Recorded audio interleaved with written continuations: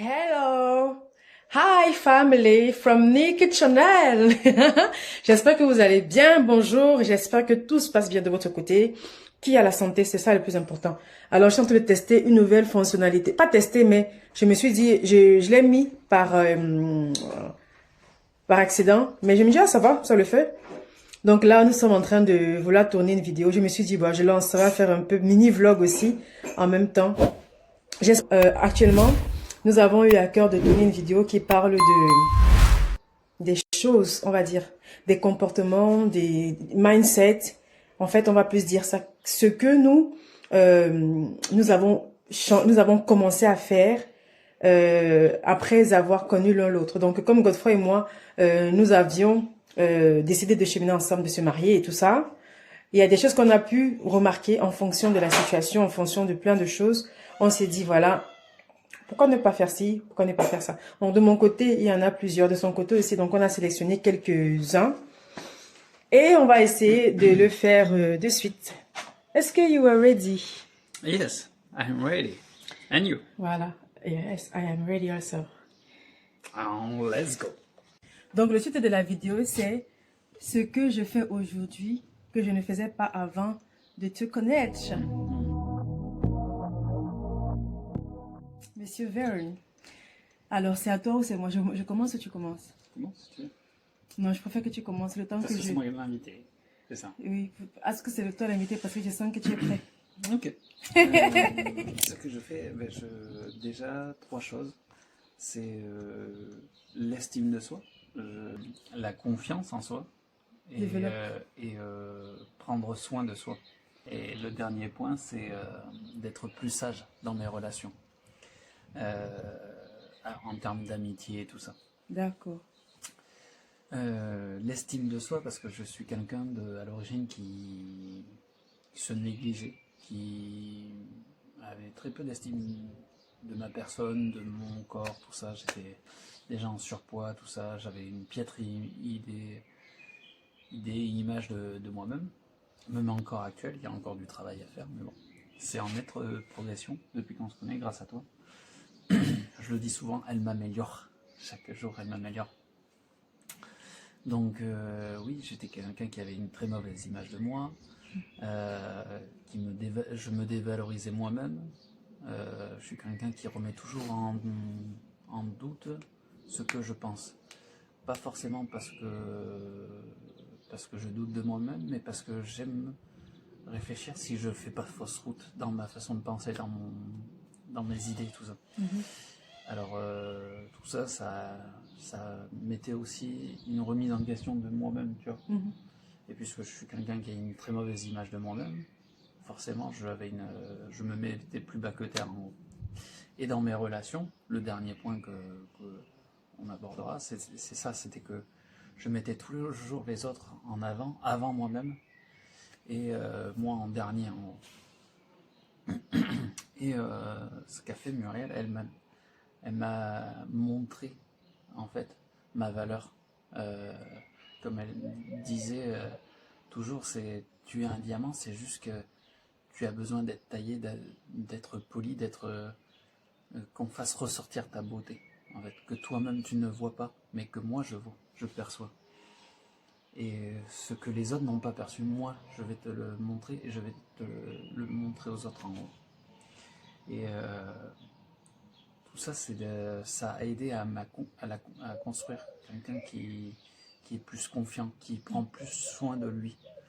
Encore une fois, il y a toujours du travail à faire, mais on a toute notre vie pour se construire en gros. Et plus sage dans mes relations, parce que, encore une fois, puisque je mettais toujours les gens avant moi, je m'oubliais. Alors, dans la Bible, il est dit de s'oublier soi-même, mais pas pour les autres, s'oublier pour Dieu, par rapport à Dieu. Par rapport aux autres, il faut, certes, dans un sens, peut-être s'oublier, mais c'est surtout avec sagesse, en gros. Parce que quand Jésus dit à ses apôtres, je vous envoie vers les autres, mais soyez sages comme le serpent. On l'oublie ce passage-là, on se dit oui mais non, en tant que chrétien je dois subir, je dois mettre les autres en avant. Oui, mais tu dois aussi être sage. tu dois aussi être sage. Et la seule relation où tu dois complètement t'oublier, c'est par rapport à Dieu. Même par rapport à son épouse, souvent je dis à Muriel, ma première des priorités c'est Dieu, ma relation avec Dieu, et après c'est mon épouse, et après nos enfants, notre famille, nos amis. Beaucoup de gens ils se disent avant c'est d'abord ta femme avant tes enfants. Oui, parce que tu peux pas faire que ta femme ou ton mari c'est la dernière roue du carrosse, c'est d'abord tes enfants, et tout en dernier de ta liste ta partenaire. Je te coupe un instant. Mais en fait, ce qu'ils ne comprennent pas aussi, je vais rajouter, c'est que ta femme et toi, c'est une personne finalement. C'est ça. Ces personnes-là, je crois qu'ils n'ont pas compris et ils se disent que si tu divorces, pourquoi déjà aller dans ta tête en disant que je vais divorcer? En fait, bref. Mais en fait, c'est ça. Et ils oublient que des fois, il y a t'as beau être la meilleure mère possible, ton enfant, si lui, dans sa façon de se construire, il se dit, j'ai pas besoin de ma mère, elle a pas fait ci, elle a pas fait ça. Bref, il y a plein d'exemples où l'enfant, il s'est séparé de son parent, alors que le parent, il avait pas fait, il avait rien fait de mal, ou très peu de choses, quoi. Et c'est pas parce que vous mettez plus en priorité vos enfants que vous n'êtes pas à l'abri qui vous tourne le dos tôt ou tard. Voilà. Vous êtes marié avec votre conjoint ou conjointe, et c'est avec cette personne-là que vous devez être fusionnel, que vous devez vous construire et apprendre à vous connaître tout au long de votre vie. Vos enfants, ils vont quitter le nid et ils feront leur vie. Et vous allez vous retrouver qu'avec votre partenaire, que vous aurez votre 5e roue du carrosse. Et là, pour reconstruire, recoller les morceaux, vous ressoudez en haut, puisqu'il n'y aura plus vous. C'est ce qui fait ce qu'on appelle le syndrome du nid vide, quoi. Oui. Puisqu'il n'y a plus les enfants, il n'y a plus les enfants, on s'ennuie. Ça sert à quoi qu'on reste ensemble, quoi. Donc voilà. Ce que je faisais, ce que je fais maintenant, depuis que je suis avec toi, c'est apprendre à connaître plus ma valeur, à faire plus attention à moi et à être plus pondéré, plus sage dans mes relations. D'accord. Moi, je suis pas contre, je sais pas moi, je réfléchis depuis tout à l'heure, qu'est-ce que moi je faisais pas avant, ce que je fais maintenant que je faisais pas avant de te connaître. Tant qu'une femme mariée, qu'est-ce que je faisais pas avant de te connaître? Voilà, j'ai trouvé. Tu t'es mis déjà à la pâtisserie. Oui, j'ai pas. Alors, une chose que je ne faisais pas avant de te...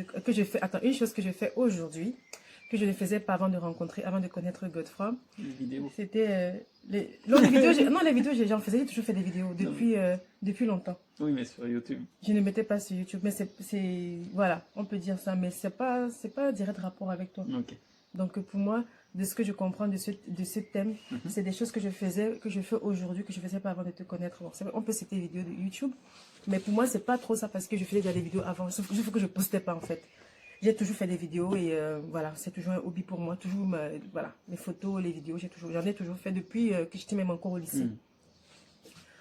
Là, comme ça, c'est bien, c'est la pâtisserie, d'accord? La pâtisserie, tu vas m'aider à citer.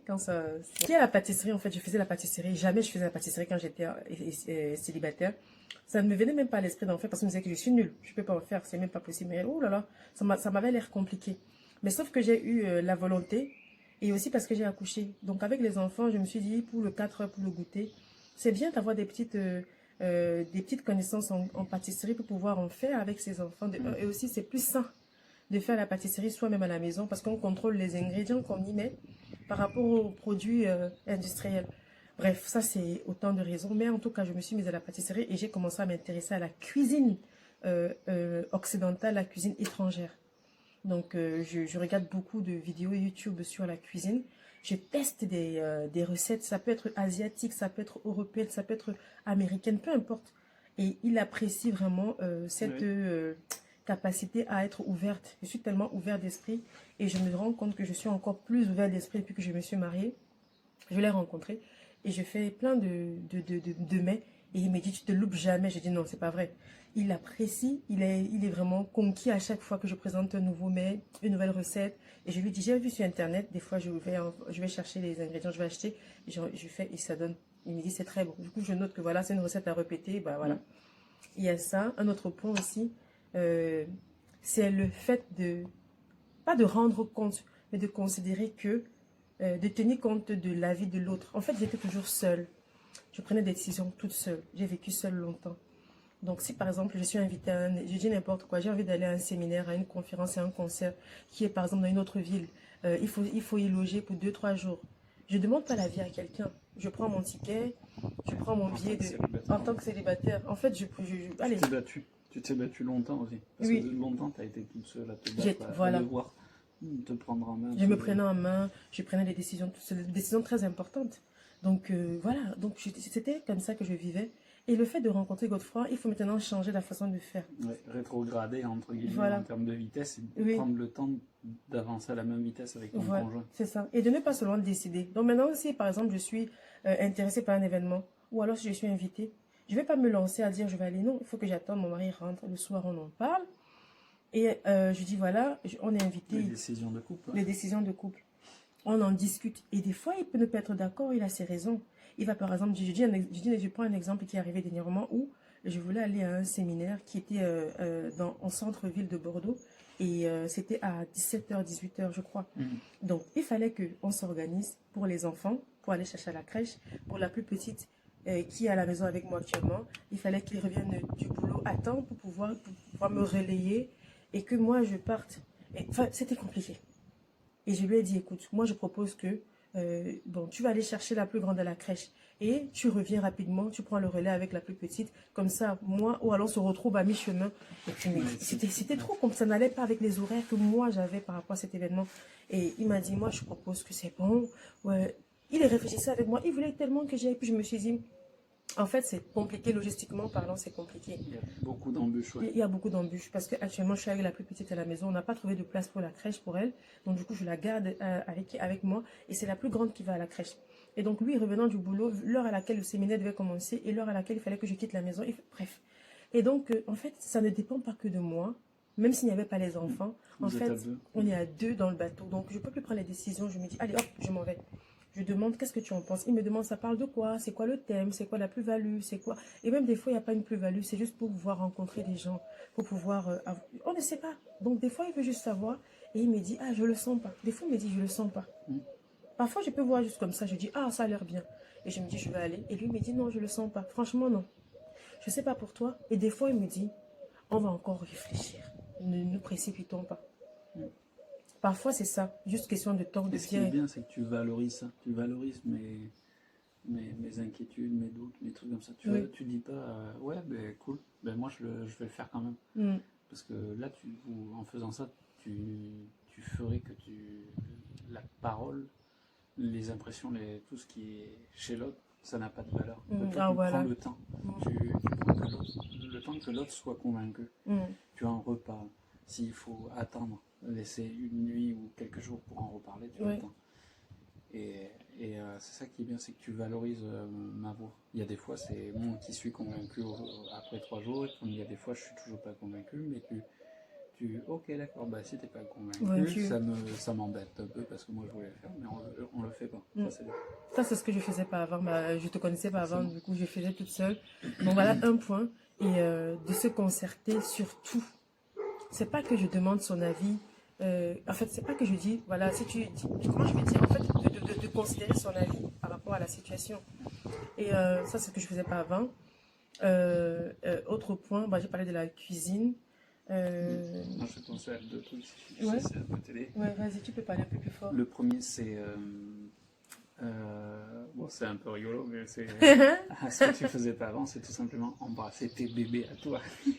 Je t'ai pas... Ouais, je l'ai... Embrasser des bébés, mais c'était pas les tiens. Ah oui, moi j'aime beaucoup les enfants. Et l'autre point, c'était le lâcher-prise, qui est une leçon que Dieu va t'apprendre et que tu apprends de plus en plus. Ouf, c'est vrai. En fait... C'est l'inconvénient, en fait, quand tu es longtemps seule, en fait. À te battre. À me battre seule. Du coup, Les guerrières comme ça, ouais. Ouais. Parce que même, tu vois, avec Godefroy, au départ, quand on venait de se marier, quand on fait les courses, c'est tout bête, hein. Un exemple qui me vient. Quand on fait les courses, en fait, moi, je charge mes courses seule. Donc, du coup, partout. Je mets sur la tête. Et puis, pour monter les escaliers ou pour prendre l'ascenseur, pour quitter le parking pour rentrer à l'appartement. En fait, c'est des choses... Et puis, en fait, je me rends compte que, mais en fait, Muriel, t'as été avec quelqu'un. Et il me dit, je suis là. Des fois, il me dit, t'es pas seule, je suis là. Et c'est des choses que j'apprends. Tu vois, tellement je suis habituée à me débrouiller seule que j'ai pris du temps à me rendre compte que, en fait, tu as un homme à côté qui est présent, Muriel, qui ne porte pas tout seul. Et je suis aussi quelqu'un qui... je fais l'effort, hein, je ne suis pas parfaite là-dessus. J'aime tellement planifier les choses. Je dis, voilà, on va faire ci, ça, ça, ça. Et puis, je mets une marge d'imprévu parce que c'est pas parfait, c'est pas toujours lisse comme on voudrait. Et quand à un moment donné, ça se passe pas dans le plan dans le plan exactement, je me dis, ah, donc, c'est ça comment expliquer. Le détachement. Les détachements. Ça ne va pas se dérouler à 100% de toute façon, Oui. comme j'avais fait. En fait, il y a des fois, je sais que c'est pas comme ça la vie. Hein. Je sais de toutes les façons, ça ne sera pas toujours.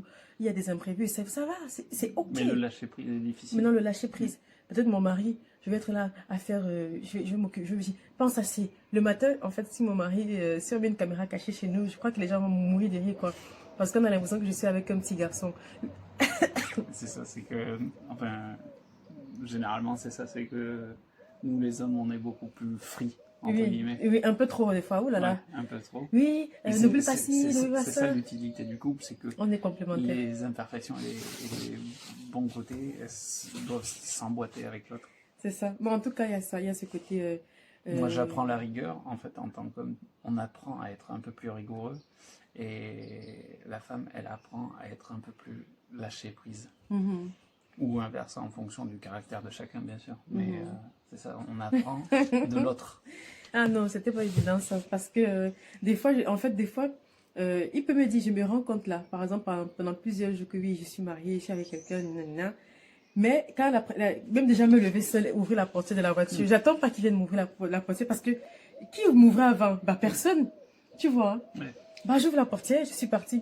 Et même là, des fois, c'est moi qui conduis, il va venir m'ouvrir la portière. J'ai dit, mais attends, il pleut, t'as vite fait de rentrer, et moi de rentrer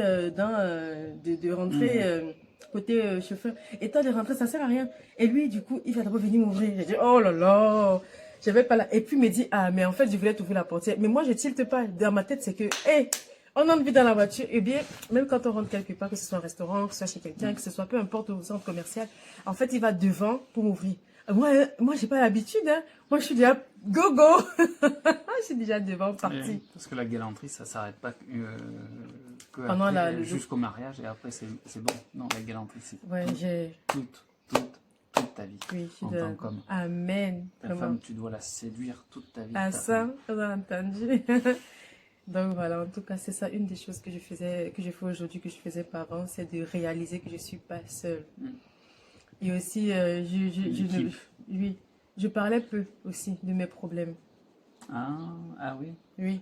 En fait, j'avais remarqué que je gérais tout seul, en fait. Ah oui. Ça, c'est par exemple... quelqu'un qui intériorise beaucoup aussi. Oui. Je parle beaucoup. Je suis quelqu'un de très expressif. Il ne faut pas croire. Mais quand il y a une situation au moment qui me chagrine, j'ai du mal à m'exprimer à ce moment-là. Même à toi-même, tes sentiments, tu te les gardes en toi-même. Oui. Et j'avais eu le médecin de l'école quand j'étais à la fac qui m'avait dit ça. Il m'a dit, j'intérieuse, il y a plusieurs styles de stress, le stress silencieux. Enfin, il m'a cité un truc, elle du coup, la doctoresse. Et moi, je me suis dit, ah ouais, je me connaissais pas comme ça. Je suis quelqu'un de très expressif, je suis free, je suis très spontanée. Mais quand j'ai une situation moi qui me chagrine, je perds mon verbe. Je parle pas, je suis là. C'est bien comment tu fais. Qui me chagrine. Les Algériens, ils font comme ça. C'est vrai. Ils ont cette musique dans la façon de parler. C'est pas comment on explique ça, mais en tout cas, voilà, ouais. C'est musical. Donc voilà, en tout cas, je crois que c'est bon, là, on a tout dit. Enfin, le plus important, s'il y a d'autres idées encore, on refera une vidéo si possible. Donc, qu'est-ce que tu peux dire à d'autres personnes qui sont mariées? Nous, on est qu'à 4 ans, on vient de commencer l'aventure, mais... Oula, on a plein de choses à apprendre. On est loin d'être parfait. On apprend chaque fois. Vous-même, vous auriez sûrement des choses à nous apprendre, donc... C'est juste qu'on s'amuse à faire des... On partage juste ce qu'on pense actuellement savoir. À notre niveau, c'est tout. Un petit mot pour la fin? Un petit mot pour la fin, je te laisse clôturer. Cacahuète. Voilà, c'est ça. Ça veut dire quoi, cacahuète? Un petit mot. Bah, cacahuète. Bref, que vraiment tout se passe bien pour vous là où vous vous trouvez. Je ne sais pas. Il y a quelqu'un, par exemple, en ce moment qui passe un moment difficile dans son mariage. Ça peut être un moment d'infidélité, une situation d'infidélité de la part de l'homme ou de la femme. Ça peut être un moment, ça peut Juste être le manque de dialogue aussi. un manque de dialogue, ça peut être une incompréhension par rapport à un sujet spécifique, ça peut être par rapport aux finances où on n'arrive pas à s'accorder, ça peut être par rapport à un enfant un enfant qui est handicapé et vous rencontrez des difficultés par rapport à une école, il faut l'inscrire par rapport à une situation spécifique par rapport à cet enfant handicapé là. Ça peut être par rapport à un décès d'un proche actuellement que vous êtes en train de traverser qui est difficile. Ça a été soudain, ça a été violent. Vous ne vous y attendez pas du tout. Vous êtes en train de gérer. La douleur est énorme. Bref, je sais tout ça parce que je suis conduite à le dire. Je n'avais pas prévu. Et je prie que le Seigneur vraiment, c'est lui seul. Il n'y a pas un remède à ça. C'est vrai que le temps sera pour beaucoup, jouera un grand rôle, mais c'est Dieu, le Saint-Esprit qui est le consolateur, qui saura penser ses blessures et qui saura vous guider par rapport à la décision finale à prendre, par rapport au choix de l'école, par rapport à la gestion des finances, par rapport aussi à, comment je veux dire, à la communication entre vous. Non pas seulement dialoguer, mais comprendre et tenir compte de la vie de l'autre. Il y a de l'humilité pour déjà peut-être réfléchir, est-ce que je fais pas fausse route? Parce que c'est possible que des fois on est tellement dans l'action, dans le réagir face à une difficulté qu'on oublie de faire pause et de réfléchir. Attends, est-ce que je fais pas fausse route depuis le début? Est-ce que ce que je pense c'est la vérité en gros? Parce que ou est-ce que des fois on se dit l'autre il a totalement tort, il devrait le comprendre, il le comprend pas. Ça c'est le truc facile. Mais des fois, ok, des fois il a peut-être l'autre a peut-être tort, mais peut-être que dans votre façon d'approcher la chose, oui, c'est pas bon aussi. Vous comprenez? Peut-être que vous avez la vérité, mais peut-être que votre façon d'aborder le sujet est pas bon. Ayez de l'humilité toujours. Moi, je prie que le Seigneur vraiment vous donne la sagesse et l'intelligence nécessaires pour pouvoir gérer la situation de façon qu'il n'y ait qu'à la fin, que ce soit positif. C'est pas voilà, de bâcler, de se dire c'est bon, on n'a pas pu régler le problème, on vit avec. Voilà ce que j'avais à dire en fait, que j'ai été poussée à dire. Donc, passez une agréable journée ou soirée. On se dit à très bientôt sur Niki Chanel. À bientôt. Et soyez bénis. Amen.